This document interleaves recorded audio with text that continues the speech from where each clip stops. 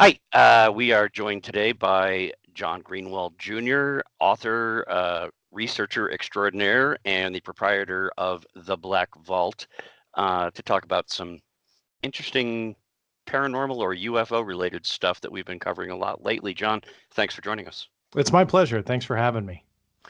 Okay, before we get into this, my audience is not always as in tune with some of the subjects that we've been discussing recently.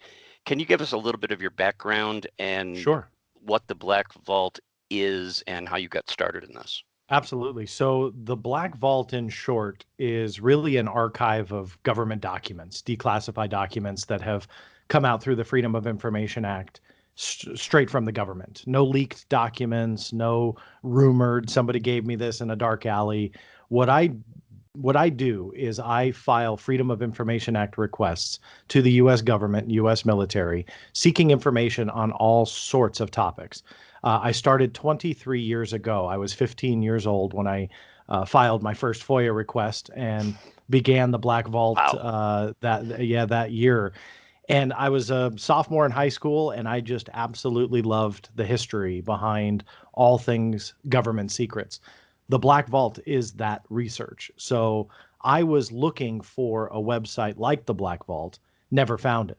And so when I was 15, I thought, well, let's just create it. And here we are 23 years later. It's about 2.1, 2.2 million pages.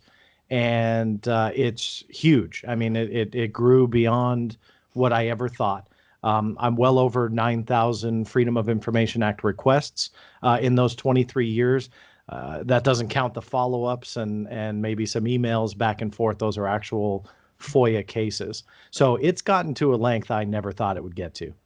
Do you teach a class on how to do that? Because I was working on a story 2 years ago where I started submitting Freedom of Information Act requests to the state of New York, and I just got shut down cold. And I later found out it's because I was phrasing all the questions wrong. You know, Yeah. you you should put out a book on how to do that because it's not easy, is it? I mean, you really have to get anything out of them. You have to know how to phrase it and what to ask, right? Yeah, you realize very quickly that it's a game and they make the rules. They are the referee, and you have to play with your hands tied behind your back, blindfolded, and see where you end up. And, I joke about it, but that really is the reality. You have to understand how to look for things, where to look for things, how to ask for things. If you don't do it the right way, you could be missing out on information. If you don't do it the right way, they could tell you, well, sorry, we didn't find anything, when in fact they have rooms full of information. By the letter of the law, they may not actually be lying. It was just your misstep on trying to do the request a certain way or ask for things a certain way. So you have to skate this very fine line between being not specific enough, but being specific enough. Because if you're too broad, they say, nope, sorry, we can't help you. You got to be more specific. If you're too specific, then you may, not get what you're looking for because you were so specific. Because you So tighten the filter down so far that you exactly. Yep. block something out that might have been useful. That's exactly right. So you, again, you just have to skate that fine line and kind of figure out how the different agencies work, because you'd think that they would all work somewhat the same way. Sadly, that's the farthest thing from the truth. Depending upon the agency you're dealing with, really kind of defines how you're going to be ultimately treated under the Freedom of Information Act, and if they're going to be helpful or not. Some agencies are incredibly helpful. Other agencies probably cringe when they see my name and never want to help at all. So again, it varies, but that in a nutshell is how it all works. I can think of a couple that probably don't like seeing your name these days, but we'll get to that in a moment. Yeah, Earlier this week, I published an article where I basically just ripped off a whole bunch of research you had done, but I did give you credit for it. you did. Uh, Thank you. uh, what we were discussing was something that's become of great interest to our readers recently. We've gotten so many questions about this, it's hard to describe. We're talking once again about the To the Stars Academy run by Blink 182 frontman Tom DeLonge and some of the people that he works with and the research they've been doing on UFOs, uh, metamaterials, things that might have come from crash sites. It's all kind of vague. But one of the key figures there, and I've done interviews with a few people who have spoken to this guy. I'm still trying to get him myself.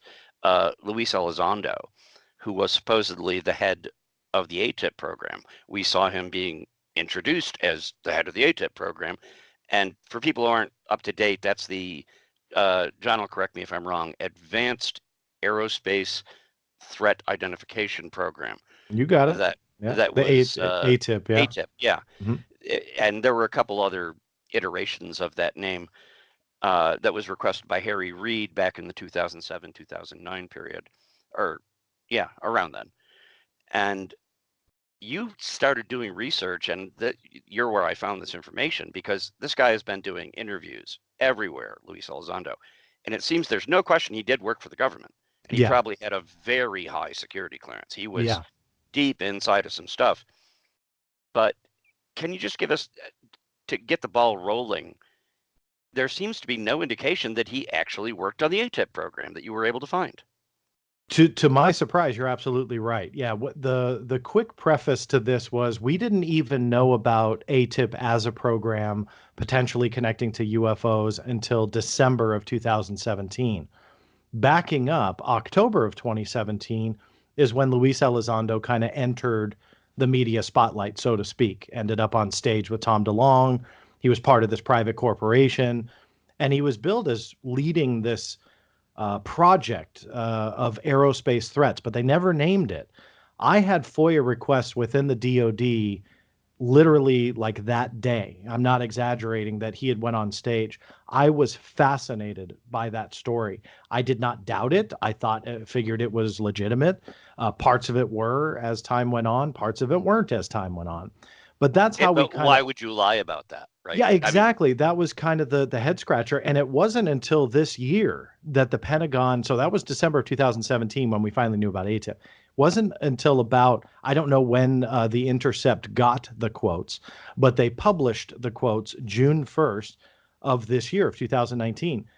In essence, they were saying that Luis Elizondo, who for well more than a year was being praised as the head or director of this program, they put in writing he had no responsibilities on the program.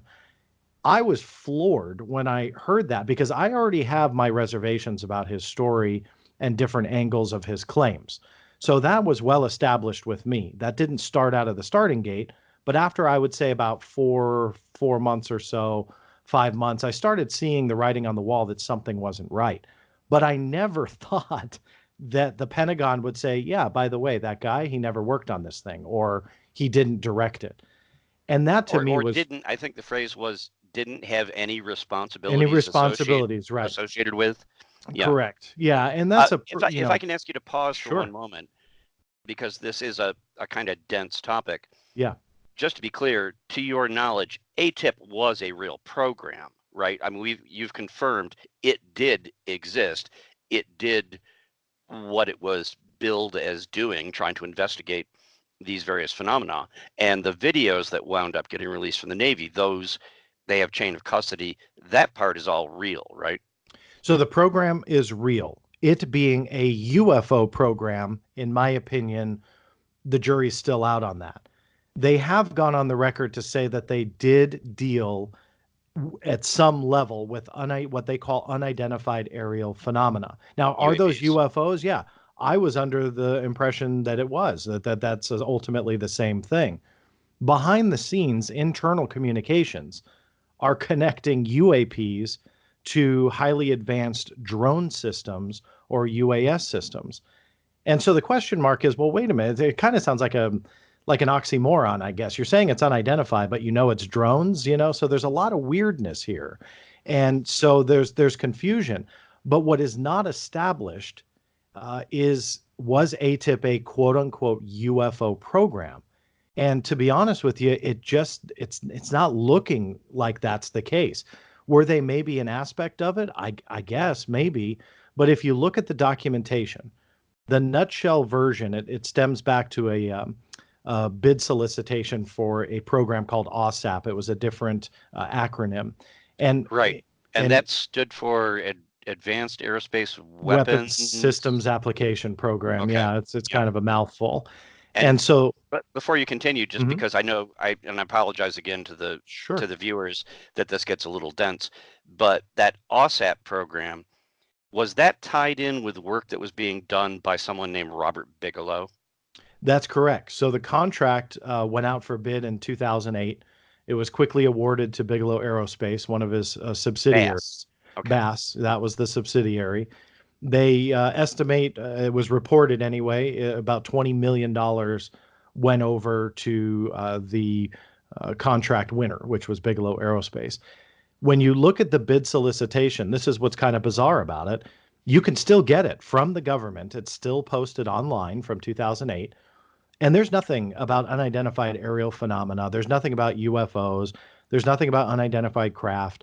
What it's doing is looking into the future 40 years for where can other countries be and start looking at technology not in 2008, but essentially where could they be by 2048. And that was the idea behind the contract. That's where it became believable that UFOs maybe were a small aspect of it, that they were looking at potentially videos or photos of something that potentially could have been a foreign piece of technology. So that part was believable. Yet the DoD just recently went on the record, and a journalist had posted this on Twitter, that they did not analyze videos or photos. In addition to that, the OSAP program generated 38 reports. From what we understand, that's the majority, if not everything, of what they created, all of which have nothing to do with UFOs. So, What did they have to do with? well, advanced propulsion, exactly the types of topics that you would consider fitting into forward-looking projection 40 years of advanced technology. So they were looking at lift, they were looking at propulsion, advanced warp drives, even for extreme. Anti-gravity? Um, I'm drawing a blank on the anti-gravity. There may have been one in there. I could pull it up to reference it for you, um, but really there was no UFO program. And that type of fringe research is nothing new. I mean, I found something about 50 years ago called Project Outgrowth, where they did almost the exact same thing. Looked at highly advanced pieces of technology, forward looking about 40 years, according to that documentation, 30 to 40 years. And they were looking, Project Outgrowth was looking at technology that could be controlled by the mind, by like telekinesis. So propulsion that you could literally control Okay. with your mind, right? So the advanced propulsion and the fringe elements to this were nothing new to the U.S. military, but now we have this whole other narrative, and one that kind of didn't make sense for many, many, many months, simply because the government's official statements and their Freedom of Information Act responses started to kind of go against what Luis Elizondo was stating. Fast forward to June when it was first published that the Pentagon stated he had no responsibilities on the program. That threw everything kind of upside down. It was like, well, wait a minute. Is this a character assassination? Is he saying too much? Are they trying to ruin his reputation so nobody believes him? Or is it quite possibly that he's not fully telling the truth? So, going back to what you originally asked, we know that ATIP's real. We know that because the DoD has acknowledged it. And they said, yes, the Advanced Aerospace Threat Identification Program was real. And Luis Elizondo had no responsibilities on it. They've gone farther and said that, UFOs were what they called UAPs anyway, were an aspect of it. But that's kind of as far as we've gotten. We don't know what else there is. And So where did, and I apologize for interrupting you no, no, again, please don't but don't I'm don't I'm worry. just trying to keep this on one Mhm. track, one train of thought. So where did Elizondo work? Because we mentioned right up front, he definitely did work for the government, and Correct. in some very secure category. Where did he work, and what were his responsibilities? So we know for a fact that he worked within the Office of the Undersecretary of Defense for Intelligence, or acronymed OUSDI. Essentially, that's a component of the bigger OSD, or the Office of Secretary of Defense. Gets dense and complicated. Sadly, that's how the military is structured. So he was within OUSDI. And we saw a leaked resignation letter. I don't like leaks. I don't put a lot of faith in them. But when the History Channel connected it to their television program that essentially starred Mr. Elizondo, I guess he confirms that that is a legitimate letter. Now, why it's I saw that, and he did confirm it. Yes. yeah. So why that's important is that well, it lists that he was in a senior position within OUSDI. There was no mention of ATIP or essentially UFOs per se in his resignation letter, but at least it put him there from the get-go. The DoD has confirmed that he was a DoD employee. There are statements that were given to both Politico and New York Times that they confirmed that he was a DoD employee. The controversy, however, is they've never officially stated, at least there is no quote that we can find that states that the DoD said, yes, this man did work on ATIP or did direct the program. The only thing we do have is, again, those June 2019 statements that says that he did not. So there's a lot of controversy, a lot of skepticism, and a lot of debate about who this man really is. The only thing we can really confirm, he was DOD, but that's about as far as we can go. Now, you dug up, and this was really bizarre to me, but since we have the time, I'd like to just at least touch on it briefly. You found some actual records of Lou Elizondo's activities that were tied into Khalid Sheikh Mohammed, KSM, the terrorist. What was he doing there? So Elizondo's name was not mentioned in the transcript. However, his title was. What's interesting is that in the public record, his title is honestly very, very hard to find. I mean, generally, I don't rely on Google a lot, but generally, when things go into the public domain, a simple Google search will produce quite a few different results. It's a very powerful tool. It shouldn't be your only tool, but a powerful one nonetheless. And there's like nothing on this.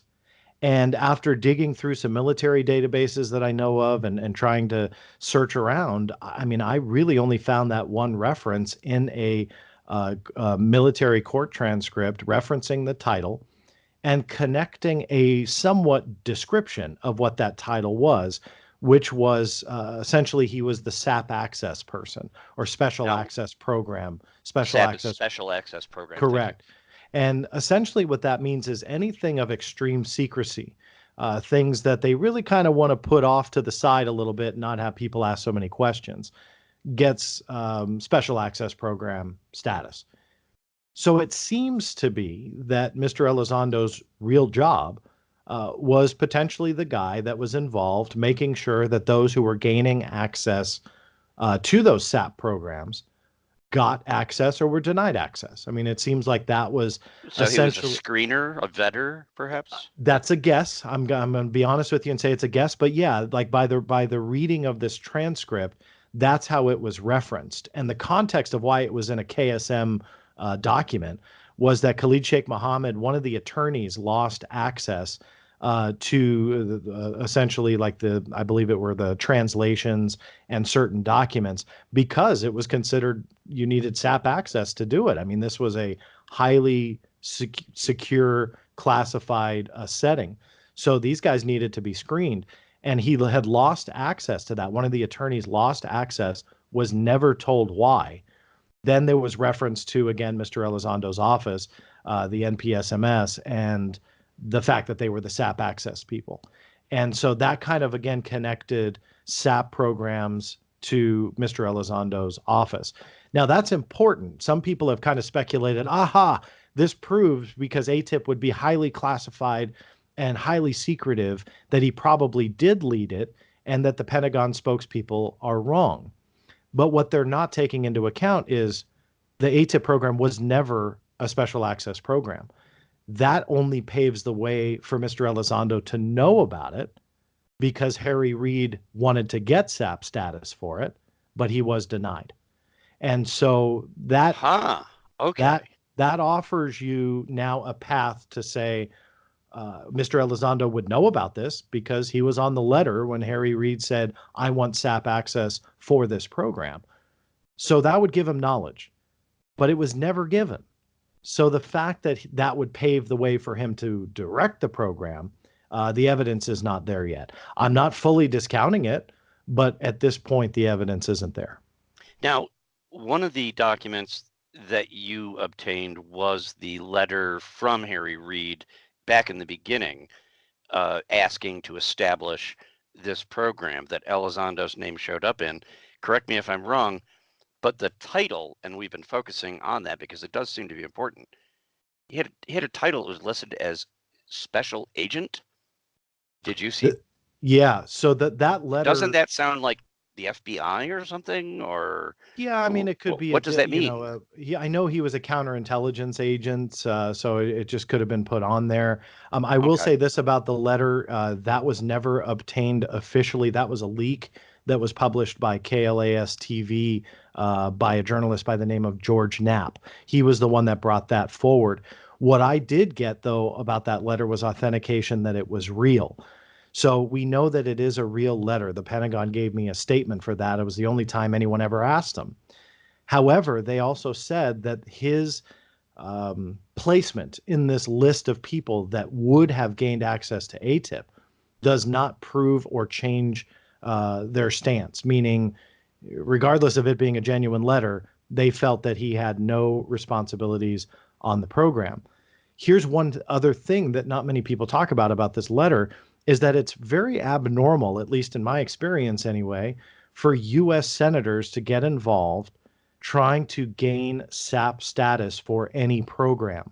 That's generally not how it's done. Now, I don't have an answer for you here, but it is strange that Harry Reid got involved and tried to get SAP status in 2009 for this program. I don't have an answer to that. I wish I did, just because it is abnormal. So the question mark is, why was Harry Reid so interested? And it's an uncomfortable topic, but you factually can prove that Harry Reid was the senator of Nevada. Bigelow Aerospace, who was the awarded contractor, was in Nevada. And you've got tens of $1 million that have been reported that have gone to that. So there is motive for him to want to keep that going, to increase the budget, because Robert Bigelow was also a donor. Again, people don't Sure. like that part. It makes people squeamish. It's like, well, why are you making the accusation? Well, it's because it's been proven to have happened for decades, where senators will do some favors for some of their bigger donors. I'm not saying it's right, wrong, or whatever. I'm just saying that may be why he was involved. The special agent title, I'm not sure. I mean, the fact that meaning Harry Reid, the fact that Harry Reid was getting involved in this, it just wasn't. It wasn't by the book on many levels. So the fact that it said special agent, the fact that the wording was the way it was, Harry Reid himself said he did not have intimate knowledge of that program. He said it in an interview, I believe, to New York Magazine. And when they said, when they asked Senator Reid, did you get updates? Did you stay on top of this after you spearheaded the funding?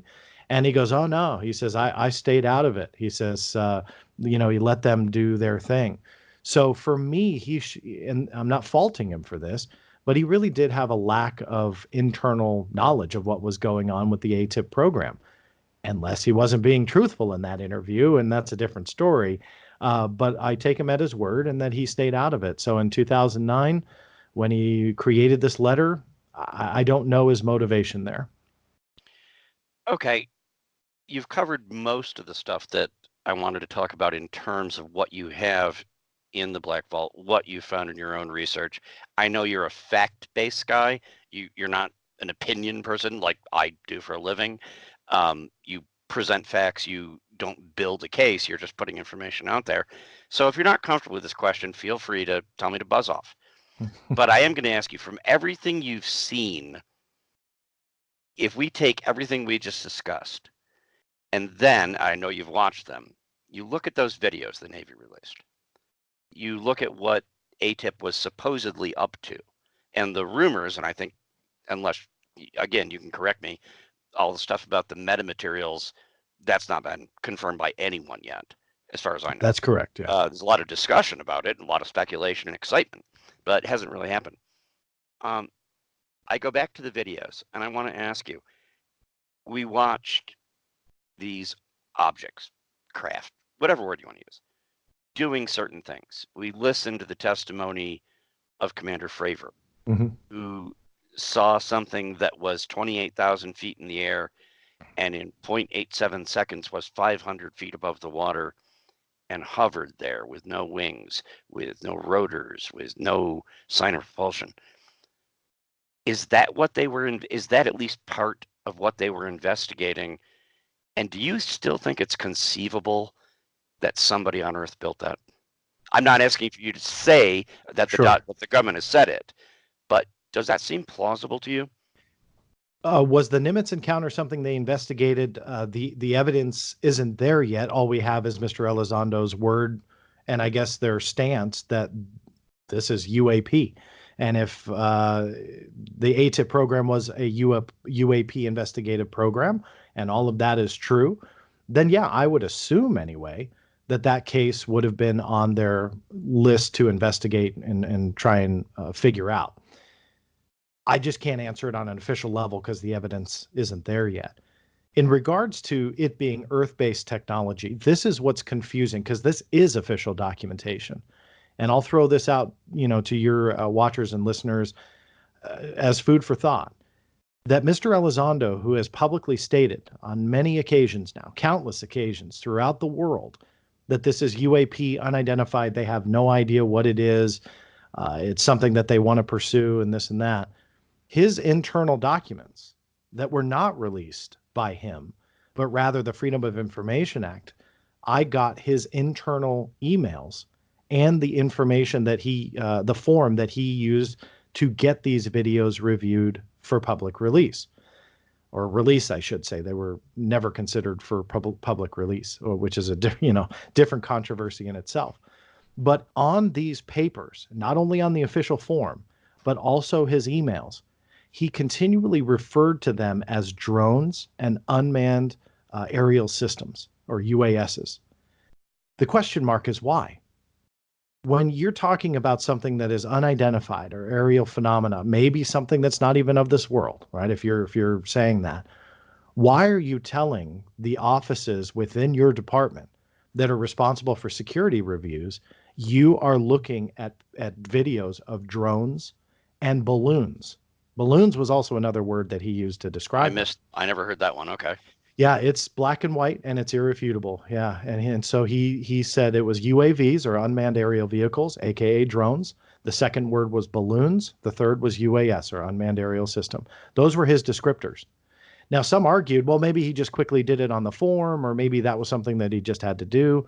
Well, internally in his emails, as the FOIA revealed, he continued that narrative that they were trying to create a database of these drones, essentially encroaching on military airspace and military vessels like the Nimitz. They were going to create a database. Now, I'm not saying what we are looking at here are man-made drones, because to some that sounds silly. If it comes out, however, that they are man-made drones, I won't be surprised, because internal emails from Mr. Elizondo, that guy that's telling you a different narrative, internally was billing these things as drones and balloons. The Air Force has the exact same narrative, that internally they were saying that's what these UAP are. They're connecting drones and UASs to UAPs, or unidentified aerial phenomena. Yes, it's confusing. If you're confused, or those that are watching are confused, trust me, I live and breathe this stuff and I'm confused. But the question now I feel better. Yeah, no, I mean, but maybe that's the point. I'm not sure. I just want to know, why is there so much talk about drones and unmanned aerial systems in relation to UAPs? Now, keep in mind, 90% of what I'm referencing here was never just kind of given to the public. This had to be sought after. They were internal documents through the Freedom of Information Act. So it's not like they just, unless there's this mass conspiracy where they generated all of these documents and emails in hopes that one day John Greenewald would search for them. Unless you want to buy into that, or is there something to this? It's the long-winded way of saying, can I definitively say that this is non-human technology? No. but I can equally not say that it's human technology either. And so we have to look at both possibilities. Commander Fravor and those testimonials that come out from the men and women, the brave men and women that fly in our skies, is crucial to understanding whatever this phenomena is. And it does make you uncomfortable, me anyway, saying, well, maybe they're wrong. But we have to consider that possibility that they are incredibly intelligent about what they are flying and what they have studied, but that doesn't make them 100% aware of everything in our sky. Again, some people will throw their monitor across the room for me saying that, but it is the reality. There is highly classified technology that's being tested out there that is far beyond many pilots' comprehension, let alone our own, and they're trained for that. When you Let's take, just speculate for a moment. sure. Let's just say if this was some of our technology Mhm. way deep down in black bag stuff, or the Russians or the Chinese, isn't it plausible to say that Luis Elizondo, based on his position and his level of security clearance and his responsibilities in giving people access, that's something he might have known about? Absolutely. And because with his position and the fact that his um, senior leadership level, which I, again, supported by the KSM documents, would give him a very high security clearance. So the question mark is, was he made aware of something that the US Navy was not? It's not popular to say that the US Air Force would test technology against the US Navy without their knowledge, but they've done it before. There's no reason to discount at this point that that stuff could potentially be highly classified US Air Force technology utilized against the most powerful Navy on the planet. But the As only a way to, test. as a test, but the only way to truly test it is you don't tell them what it is. Now, that may sound really far fetched, but how many statements are there from the US Air Force on UAPs? None. They're not I talking, they're didn't not see any, touching it. so No, the only thing that I was able to get here in the last 2 weeks was the internal communications from the spokespeople that are staying far away from anyone asking them about UAPs. But I found one from her name is Laura McAndrews, and she's a spokeswoman for the U.S. Air Force. And it essentially said that UAPs were referencing drones and UASs, and it got turned into UFOs and aliens by the media, meaning what the Navy was referencing was one thing. What is being reported and talked about is a completely different thing. Now, again, this was an internal email. This was not an official statement. So again, it's like, well, they could have misinformation. They could have put that out there so think it's something it's not. Well, okay, but I mean, are we really going to go down the route that they're again crafting these internal emails and documents in hopes that one day somebody requests them? I just don't see that. If it was in the form of a statement, you and I would probably be having a little different conversation at this point of the interview. But the fact that they have been completely mum, I think that we have to look at that. And I think consider it at the very least. I'm not saying it's US Air Force technology. I want to know why they're quiet. I want to know why they have not seen the same thing that the Navy has. Meaning the Navy says we are seeing a increase in these, whatever they are, UAP, on our military bases and our equipment. The US Air Force internal emails, the banter back and forth between different Air Force departments, as released under the FOIA just in the last 7 days or so, they say the Air Force has not seen any problem, not seen an increase. Again, not an official statement. Those were internal communications. So it's like, well, why isn't the Air Force seeing it? Quite possibly, I won't bet money yet, it's because they're doing it. So we have to, as an investigator, for me anyway, the way I approach anything is you take the list of 100,000 possibilities, every 100% of what you can think of, and you have to rule them out by evidence, not by a gut feeling. You can't lean towards something based on a gut feeling. You need the evidence. And so, a lot of people, some people, I don't know if it's a lot, they don't like me for that because I will say, well, maybe the military pilot didn't see what they thought they saw. Well, Or, you're taking all the fun out of it, is what you're doing. Because well, if I this am turns out to be, the balloon popper. it, well, balloon's a good word to bring in, Oh, pardon the pun. because up until I started reading some of your work just recently, I had been operating under the assumption, just internally, no proof, Mhm.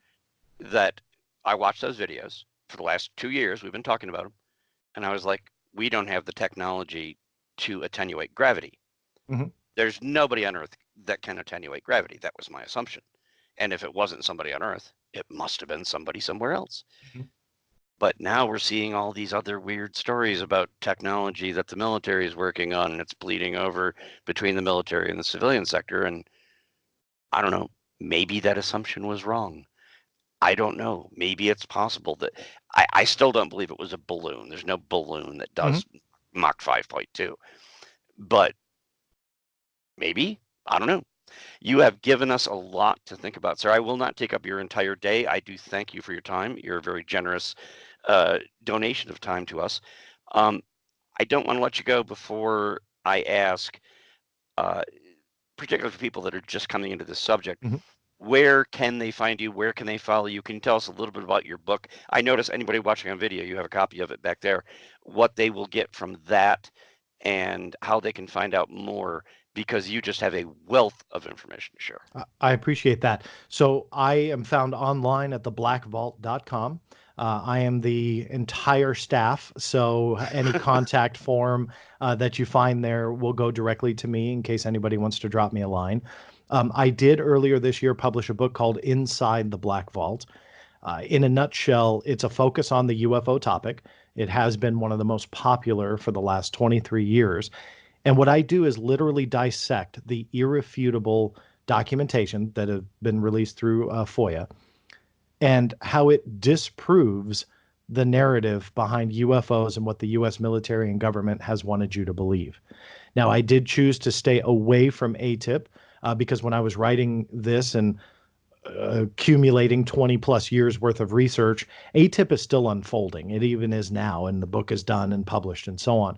So I did choose to stay away from that. That may be another book in itself. But away from what we keep hearing about now, the UFO field, ufology, when it connects to the US military and government, did not start in December of 2017, but rather it has stretched decades, and the amount of documentation there that not only proves a cover up of something, it does, in my opinion, show technology that at this point we still haven't yet to see. And there are cases, documented cases, that 30, 40, 50, 60 years after they happened, we still don't know if they're around yet. I mean, maybe one day we'll find out that 2004 Nimitz is a drone of some kind, or possibly 50 years from now, my son will find out that there's still no explanation.